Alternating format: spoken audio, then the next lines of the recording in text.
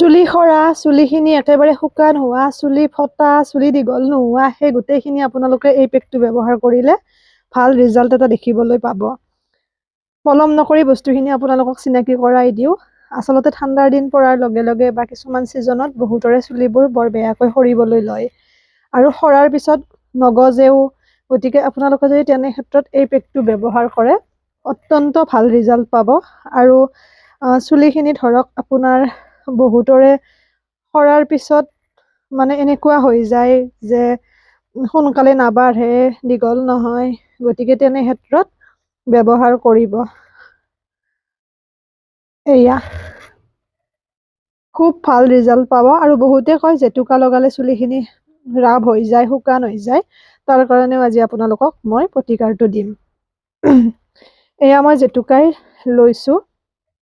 ৰাতি ধুনীয়াকৈ চুলিখিনি মই অইলিং কৰিছো। তেতিয়া জেতুকাৰ কালাৰটো সম্পূৰ্ণৰূপে চুলিত নালাগে। নহ'লে যিসকলে কালাৰ কৰিব নিবিচাৰে বা ৰঙা হ'লে ভাল নাপায়, তেওঁলোকে জেতুকা লগালে অসুবিধা পায়। কিন্তু এনেকৈ যদি ৰাতি ধুনীয়াকৈ চুলিখিনি অইলিং কৰি থৈ দিয়ে আৰু ৰাতিপুৱা আপোনালোকে জেতুকা বা যিকোনো বস্তু লগাই, তেতিয়া চুলিত সেই কালাৰটো ইমান নালাগে আৰু গুণাগুণটো আপোনালোকে ধুনীয়াকৈ পাব। মেথি গুটি কেইটামান ৰাতিয়ে তিয়াই থৈছো। লগতে জেতুকাৰ পাত ধুনীয়াকৈ ধুই মেলি পিচি লৈছো। তাত জেতুকাৰ পাতখিনি পিছোতে মই জবা ফুল দিছো কেইটামান। লগতে মেথি গুটি কেইটাও দি দিছো আৰু পিঁয়াজ দিছো এটা ডাঙৰ আকাৰৰ। এলোভেৰা জেল দিছো, ঘৰুৱা এলোভেৰা জেল। আৰু ইয়াতে মই ব্যৱহাৰ কৰিছো নৰসিংহৰ পাত কেইটামান আৰু দৈ দিছো মই এবাটি। এইখিনিয়ে বস্তু। দৈটোৱে চুলিখিনি আপোনাৰ ফটাৰ পৰা বচাব, যিহেতু দৈত আমাৰ লেক্টিক এচিড থাকে। লগতে আপোনাৰ চুলিখিনি খুব ধুনীয়া চাইন কৰিব দৈ লগোৱাৰ ফলত। আৰু তাৰ উপৰি মেথি গুটিটো চুলিৰ বাবে কিমান ভাল ক'বই নালাগে। পিঁয়াজে চুলি সৰাটো ৰোধ কৰিব, নতুনকৈ চুলি গজাত সহায় কৰিব। চুলিখিনি মই সেইকাৰণে অকণমান কাটি দিছো, যাতে মোৰ চুলিখিনি অকণ ভালকৈ কেয়াৰ কৰিব পাৰো। নহ'লে তাৰমানে কামৰ প্ৰেছাৰতে যত্ন ভালকৈ ল'বই পৰা নাছিলো। আৰু আগটো অকণমান দীঘলীয়াও হৈছিল বহুতখিনি। এতিয়া আৰু ধুনীয়াকে যত্ন ল'ব পাৰিম। এনেকৈ আপোনালোকেও লগাব, খুব ভাল ৰিজাল্ট পাব। আচলতে যিকোনো বজাৰৰ প্ৰডাক্ট বিচৰাৰ কোনো প্ৰয়োজন নাই। আমাৰ প্ৰকৃতিয়ে আমাক ইমান ভাল ভাল বস্তু দিছে, খালি আমি সেইখিনি খুব ধুনীয়াকে বিচাৰি লগাব লাগে। মহাভৃংগৰাজ, কেহেৰাজ, এই গোটেইবোৰ আমাৰ চাৰিওপাশে আছে। এদিন লগাই দেখুৱাম বাৰু। সেইবোৰেও খুব ভাল কাম কৰে চুলিত। আৰু চুলিৰ অইলটো লগাব, তেল লগোৱাটো অত্যন্ত জৰুৰী। তাতে ধুনীয়াকে মই নাৰিকল তেলত পিঁয়াজ, মেথি গুটি, কেইটামান জেতুকাৰ পাত দি পেলাই অকণমান গৰমাই থৈ দিওঁ। আৰু সেইখিনি মই ধুনীয়াকে লগাও চুলিত। তেতিয়া আপোনালোকৰ চুলি নসৰে। সকলো বস্তুৰে যেতিয়া অধিক হয় তেতিয়া বেয়া।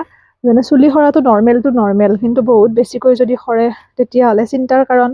আৰু বহুত সৰিলে ডক্তৰক দেখাবও লাগে, কাৰণ ভিতৰুৱা বিভিন্ন প্ৰব্লেমৰ কাৰণেও চুলি সৰে। আৰু এটা কথা, 10 বছৰতকৈ কিন্তু সৰু ছোৱালীয়ে এইবোৰ নলগাব। স্কিনৰ বস্তুৱেই হওক বা চুলিৰে হওক, কাৰণ স্কিনখন যথেষ্ট কোমল হৈ থাকে।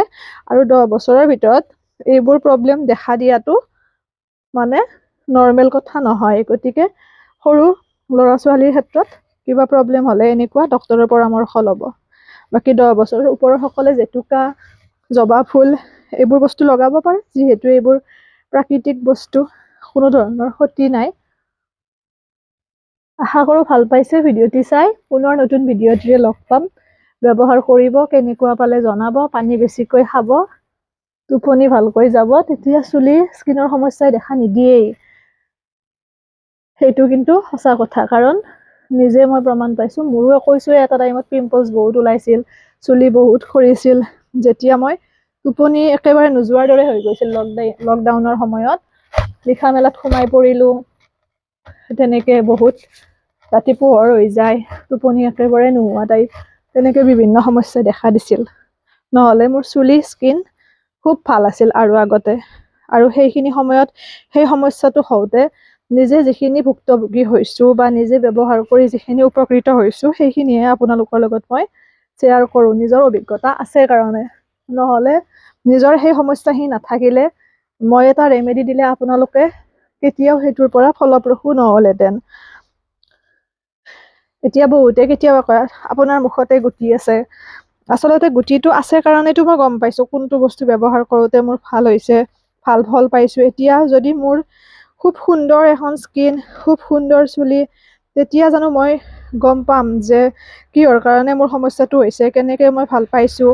গতিকে সেই বস্তুখিনি বুজি পাব লাগে।